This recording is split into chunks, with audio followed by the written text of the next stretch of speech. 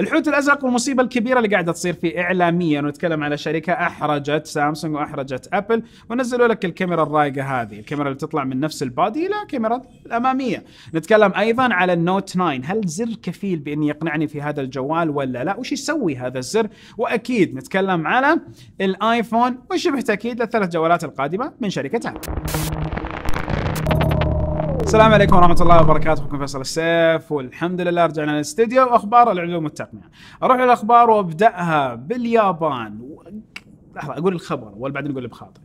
لما نتكلم عن اليابان والخبر، التجربة اللي سووها لإطلاق مركبة مو فضائية، المفروض أنه صاروخ، هذا الصاروخ حيطلع إلى خارج الغلاف الجوي شوي حوالي 100 كيلومتر، بعدين يترك بعض الرادارات والأجهزة ويرجع يهبط بشكل سليم. هذا الاختبار راح بشكل جدا سيء وراح عكس التوقعات، وكان اختبار سلبي. الاطلاق نفسه كان جدا سيء، انفجر الصاروخ بعد كم متر والامور صارت سيئه وكل شيء. الحين الشيء اللي بخاطري، هل اليابان ما زالت هي دولة قائدة ورائدة في صناعة التقنيات ولا لا؟ لأنه لو شفنا آخر 10 سنوات التقنيات الكثيرة اللي تطلع لنا من الصين وأمريكا وبعض أكيد الدول الأخرى، ولكن أكثر التقنيات احنا نشوفها من هالبلدين. ولكن اليابان، الجيل القديم اللي كانوا يطلعوا لنا ثورة في قطاعات الجوالات والصور والفيديو والمحتوى المرئي والصوت وكل شيء، هذا الجيل هل ما زال موجود في الابتكارات ولا الجيل هذا راح؟ الجيل الجديد نوعا ما نحسه داج شوي، داج، يبغى لغة الإشارة، أعرف كيف يقول داج. عبد الوهاب كيف داج دي؟ اوكي طيب نرجع للاخبار. خرائط ابل واعاده جذريه لانشائها من نفس الشركه. شركة أبل في العادة تعتمد على طرف ثالث لنفس الخرائط وتطويرها وإنتاجها. الحين يقولوا أبدا حتكون خرائط من نفس أبل، فالخرائط اللي حتكون من نفس أبل حيكون لها طريقة وأسلوب جديد في الابتكار، وأيضا أنت تقدر تدعم بالخرائط اللي موجودة عندك لحيك، لمكانك، لداخل البناية. أشياء كثيرة تقدر تساهم فيها وتساند متى ما نقدر نقول أعلنوا بشكل رسمي عن هذه الخرائط.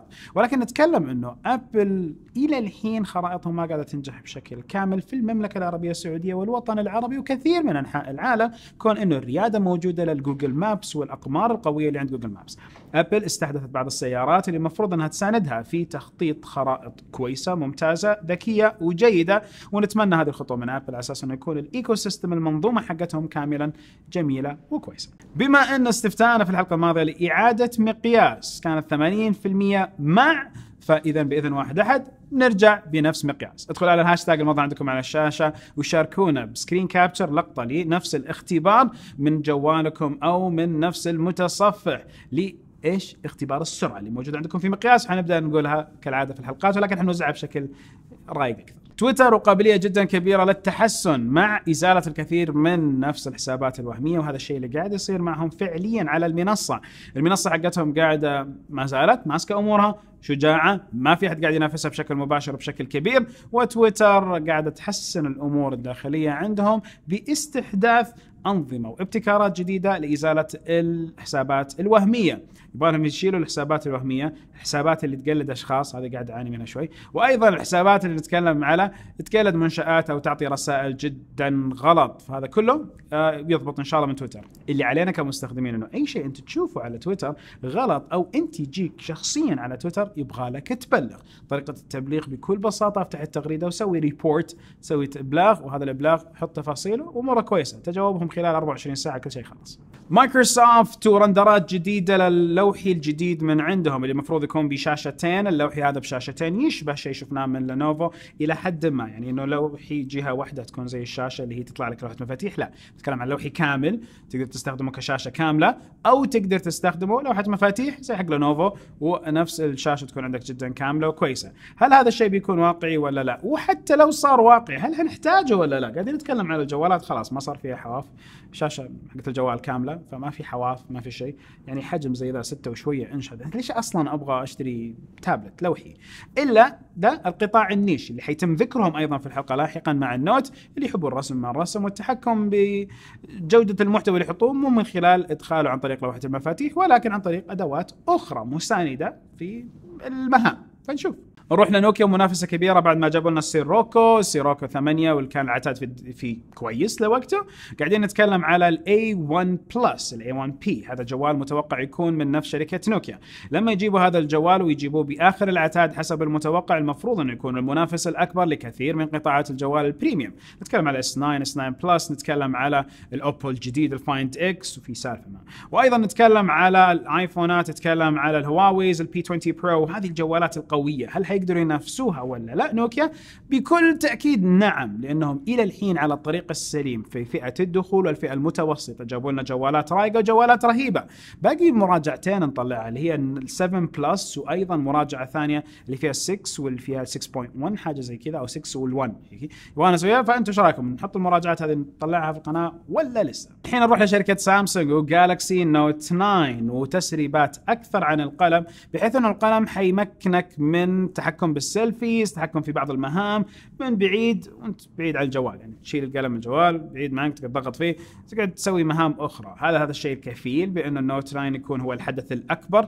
مبيعات الاس 9 والاس 9 بلس مقارنه بالاس 8 والاس 8 بلس ما هي نفس الشيء، ما هي كبيره ولا ضخمه، كون انه الجوال وصل الى مرحله نضوج جدا عاليه. الاس 9 قاعد اتكلم اس 8 الى اس 9 نضوج عالي، ما احنا محتاجين الا كان ستيريو سبيكرز وجت الاشياء الاخرى، خلاص ما احنا ملاقيين شيء نبغاه في الجوال. فلما نتكلم على النوت، اذا صار في النوت نفس الشيء، وصلنا لفترة نضوج جدا ممتازة في هذا الجوال مع حواف شاشة جدا خفيفة فوق وتحت، وأيضا الإمكانيات الأخرى. هل تتوقعوا أن النوت 9 الكرت الرابح له يكون هذا القلم؟ أنا نفسي ما أظن أبدا يكون هذا القلم الشيء الكفيل، ولكن إذا العتاد قوي، إذا في إمكانيات قوية في هذا الجوال، بالتأكيد فئة الأعمال والناس اللي تحب النوت والكرف على الجوال الذكي حيناسبهم هذا الجوال بشكل جدا ممتاز. طبعا غير الزر اللي موجود على الجوال اللي المفروض انه يكون عودة زر الكاميرا، اذا كان عودة زر الكاميرا غير منطقي انه سامسونج تحط هذا الزر الا اذا بالفعل في شيء ثوري في الكاميرا. وعلى فكرة خليني اعطيكم بعض الصور اللي اخذتها بالاس 9 بلس في الزيارة الأخيرة في البوسنة، وايضا هذه الصورة الحين اللي تشوفوها كلها الاس 9 بلس، اس 9 بلس، اس 9 بلس. الحين اعطيكم صورة على البيكسل وشوفوا لون الشفق اللي هو البنفسجي، وهنا صورة أيضا للآيفون نفس الآيفون إكس. بنتكلم على تطور الكاميرات بين الجوالات هذه اللي كانوا في لحظتها معي. كاميرات قاعدة توصل نضوج جدا ممتاز، ولكن نبغى شيء قوي يرجعنا للنوت. في تسريب جديد نتكلم على نفس الآيفون، إنه الآيفون إكس المفروض يكون له نسختين، وما عجبتني سالفه انه يقولوا ايفون 9. لا، المفروض انه ما يكون في ايفون 9، خلاص انتهينا، اكس هو الخط الجديد. فثلاث نسخ للايفون اكس يكون عندكم 6.5 6.1 وايضا واحد عادي ميد رينج ال سي دي، وايضا نتكلم على اثنين بريميوم. هذول اثنين بريميوم يعطوا الشكل الكامل لجوال الايفون اكس، يسموا الجيل الثاني. وايضا الشاشه مأكوله من فوق او فيها نفس القذله اللي قاعدين نتعود عليها بشكل كامل من كل الصانعين، مو فقط من ابل، ولكن ابل سوت جهد كبير في اقناعنا في هذه القذله. ولكن هنا تجي السالفه حقت النكس. هذا الجوال الفيفو نكس، هذا هو راعي كاس العالم فيفو، هذه هي الشركه اللي سوينا عنها الفيديو، هذه هي الشركه موجوده. ولما نتكلم على كاميرا السيلفي، موجود الكاميرا الخلفيه، موجود بصمه، ما جبت النسخه اللي في البصمه على الشاشه ما كانت متوفره. فهنا نتكلم على الكاميرا الاماميه تطلع عندك بالشكل هذا. من تجربه مبدئيه شيء جميل جدا على طول. حتى الكاميرا، شو هذه الكاميرا، شو اخذتها ماسكها قاعده تحاول تنزل، انا سكرت الجوال قاعده تحاول تنزل. اوكي، يقول لي كاميرا ترى ماني قادر اسكر، بعدين تركتها. فالعتاد جيد، تكلم على جوال يقدر ياخذ ضرب. الشباب هنا قاعدين يحقدوا علي الشباب العيد. فنتكلم على صناعه فيفو، ما هي بسهله، مو هذه الصناعه اللي تشوفها من شركه دوبها باديه قبل كم سنه انها تحاول تبهرنا. في العاده هذا ياخذ الوقت 5 6 7 سنين من جوالات نتعود عليها. الشيء اللي قاعد تسويه فيفو شيء بالفعل مبهر من ناحيه العتاد والشكل والبوكسينج والباكينج والاشياء دي كلها. لا ننسى هم رعاة كاس العالم من ناحيه الجوالات الذكيه. ارجع الحين اشغل الكاميرا الاماميه هذه تطلع، وفي صوت هذا يبغى لكم، خلينا نجيب لكم الصوت كيف. يا الصوت عندكم بان ولا شيء. فكرة الشاشة الكاملة هي الفكرة للأمام، سوتها فيفو وسوتها أيضا أوبو، وهذه الفكرة إلى أن يأتي الوقت اللي تتبناه نفس شركة سامسونج وتتبناه شركة أبل وتتبناه شركة هواوي. إذا كل الثلاثة دول في حرج كبير، كل إنه شركات قدرت تطلع ابتكارات وتحط الكاميرا في الفريم أو تحط الكاميرا في نفس البادي فريم إطار الجوال، قدروا يسووا هذا الشيء والكبار ما قدروا يسووه. هل هم بين أنهم ضحوا بربحيتهم الكبيرة ونزلوا ابتكارات، أم أنهم لسه ما قدروا يوصلوا ابتكارات؟ لو تكلمنا على أبل وسامسونج، هذا الشيء للطريق الأمام يبغانا ننتظر ونشوف. نقدر نقول انطباع اولي، جهاز روعه، جهاز روعه كانطباع اولي، محطوط عليه الرام الصيني، فيبغى نستنى ونشوف ونعدل. وايضا هل تبغون تجربه كامله، مراجعه كامله لهذا الجهاز ولا لا؟ عبر وابشر من عيوني باذن واحد احد. خبر تم تداوله بشكل جدا كبير انه شركه سوني بتسكر مكاتبها في الوطن العربي وتركيا وشمال افريقيا، انه التوجه هذا الجديد حيكون حقهم. للتوضيح يا جماعه، قبل ما ينتشر هذا الخبر بشكل جدا كبير، احد الاشخاص شارك معي في تويتر رساله مباشره وقال لي انه هذا الخبر، اعطاني الخبر كامل وقال لي انه ما احدد هذا المصدر، وبحترم الرجال ما بعطي المصدر، ولكن يظل انه تسكير مكاتب نفس سوني حيكون شيء جدا كبير، صدمه على كل مستخدمين شركه سوني. هل الخبر اكيد ولا لا؟ الى ان يثبت هذا الشيء حنشوف اذا الخبر اكيد. ولكن الشيء الثاني، هل بالفعل سوني شركه جوالات حاليا منافسه للكل ولا لا؟ وفي ظل أن سوني لا أكدت ولا نفت هذا الخبر ولا تكلموا عليه إلى الحين، ومن حالة أو من جهة الإعلام الياباني في العادة أنه ما يأكد ولا ينفي أي حاجة ولا يسوي أي شيء، إلى أنه يصير الموضوع أو أنه يكبر بزيادة، ساعتها يصيروا يتكلموا. فنتكلم على هل أنت حاليا تجد أن سوني هي منافس كبير في قطاع الجوالات الذكية ولا تلاقي أن سوني لا؟ الحين لو تكلمنا عن الحوت الأزرق، فالحوت الأزرق من الأشياء اللي قاعدة تطلع في صخب إعلامي جدا كبير. الصديق يوسف النفسجان سوى مجموعة تغريدات توضح الموضوع بالكامل، نفس المعلومات تلاقيها أيضا على الويكيبيديا، تلاقي معلومات كثيرة موجودة على الإنترنت تثبت أنه ما في لعبة حقيقية، يعني لعبة تحملها في متجر الأبل أو لعبة تحملها من متجر الأندرويد على السامسونج أو لعبة عندك تحملها على البلاي ستيشن أو الإكس بوكس، ما في شيء اسمه لعبة الحوت الأزرق اللي تقدر تحملها. واللي يقولوا أنه خطر أولادك الأجهزة والألعاب، هذه خطر لا تخليها عند أولادك الأجهزة لأنه يحملوا هاللعبة. هي لعبة اجتماعية، معنى اللعبة الاجتماعية على منصات الشبكات الاجتماعية يستغل بعض منشئين المجموعة بالتنمر عليهم، بالتواطؤ عليهم بالأفكار، ويحاول يخضعهم إلى مجموعة تجارب. مسألة إثبات أنها 50 فقط أيضا لم أجد لها إثبات، أنه بس 50 خطوة هي الحوت الأزرق. مجموعة التنمر اللي تصير في مجتمعنا في العالم ككل أيضا في كل اللغات كفيلة بإيجاد حوادث انتحار كثيرة خلال السنة. هنا تمحورت تحت اسم الحوت الأزرق، هذا هو الشيء كله، حوت أزرق وحوت أزرق، ويرسم لك ويعمل لك. أبدا الموضوع هي ناس في جروبات، التنمر هي المشكلة الأكبر. الجروبات وعدم الرقابة على أولياء الأمور على أطفالهم والمجموعات ومحاورتهم مو منعهم عن الأجهزة، هذا الشيء اللي قاعد يؤدي إلى الحوت الأزرق. الوعي الشخصي عند الأطفال أن نحطهم لا تسوي شيء ما يعجبك واحد قاعد يفرضه عليك، أو أصلا تشوف وتناقش وتحاور أولادك، هذا الشيء كفيل بأنه يحد من ظاهرة نفس الحوت الأزرق. هي بدت في روسيا، بدت من كم سنة في روسيا، من عام 2016 تقريبا، اختفت كظاهرة، رجعت في الهند عندهم تقريبا 100 حالة. وانت لما تجيب خبر وتحط 100 حالة تموت في الحوت الأزرق وتشوف كم واحد يموت من سقوطه في الحمام وانتم كرامة يتزحلق على البلاط، تلاقي انه الحالات أكثر.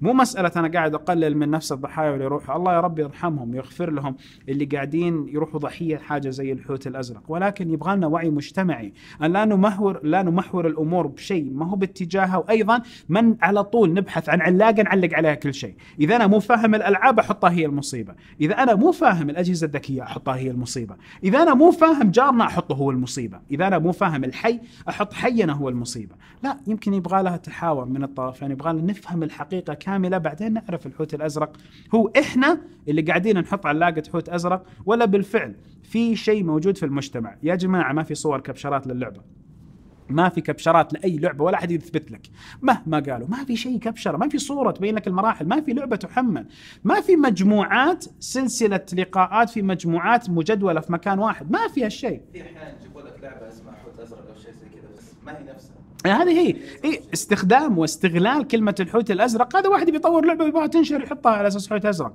فلا تتوقع أصلاً متجر التطبيقات انه من سياسته او من سياسة بلاي ستيشن او من سياسة اكس بوكس السماح بتطبيق او بلعبة توجد على متجرهم تساهم او تساعد في العنف ابدا، لان هذا ضد القوانين، واصلا يحطوا عليها 18 وفوق على اساس انه الوعي حق اللاعب حقه. فهذا الموضوع ابدا انسى، في خربطه اجتماعيه كثيره تجاه هذا الموضوع وما سبقه من مواضيع. الموضوع طلع في روسيا وراح ورجع في الهند وراح وقاعد يجي عندنا ويروح، كل ما جت لك قناه طلعت على طول معلومات عن الحوت الازرق. الحوت الازرق يبغى له وعي. انصحكم بقراءه نفس سلسله تغريدات يوسف النفجان، برضو سامي ما شاء الله عليه برضو برضو نحط لكم ترو جيمنج ما شاء الله، كثير ناس حطوا تغريدات، بحط لكم مجموعه هذه التغريدات روحوا خلالها. خلوا الوعي عندنا يسبق الحكم، خاصه نتكلم على قطاع التكنولوجيا. وجيلي تذكروا زمان لما جاء البلوتوث، وتذكروا زمان لما جاء الكاسيت قبلها. كل مرحله في تقنيات يجيها حروب لهذه التقنيات، ولكن بعدين يتم تبنيها بشكل كامل ونعرف أنها جدا مناسبة وسليمة لنا. فهنا نتكلم على الألعاب ممتازة مثرية إلى حد كبير بالعمر المحدد بالرقابة المحددة. شيء اسمه حوت أزرق، ما في لعبة اسمها حوت أزرق. وأيضا نتكلم على واقعية الأشياء الإعلامية نشوفها، فلا نصدق إلا المصدر نعرفه كشخص، مو قناة مو شعار، نعرف الشخص أو نقرأ ونبحث ونفهم. الله يا رب العالمين يرحم هذا الطفل ويغفر له ويعوض أهله خير يا رب العالمين في الجنة وفي الدنيا وفي الآخرة. أنا والد لأطفال، فصعب جدا فراق الطفل فراق الابن. الشيء الوحيد اللي أقدر أقوله للناس الآخرين، خليكم واعيين على الموضوع اللي قاعد يصير والأمور اللي قاعدة تدور بينكم بين أولادكم. تحاوروا معاهم، جلسوا معاهم، اجلسوا معاهم، تسولفوا معاهم، أفضل من أنه نجي نقول الحوت الأزرق خلى ولدي يموت ونزل اللعبة ومات. أفضل من كذا بكثير. وحنلاحظ أنه في تبعات جدا كثيرة لهذه المواضيع من زوايا أخرى. نتكلم على عوامل نفسية، عوامل تربوية، عوامل عائلية، عوامل شخصية، الأصدقاء، التنمر، أشياء كثيرة. في نهاية الحلقة، كل حلقة من أفضل الأشياء اللي نقولها الحين: سبحانك اللهم وبحمدك أشهد أن لا إله إلا أنت أستغفرك وأتوب إليك. نشوفكم على ألف خير. السلام عليكم ورحمة الله وبركاته.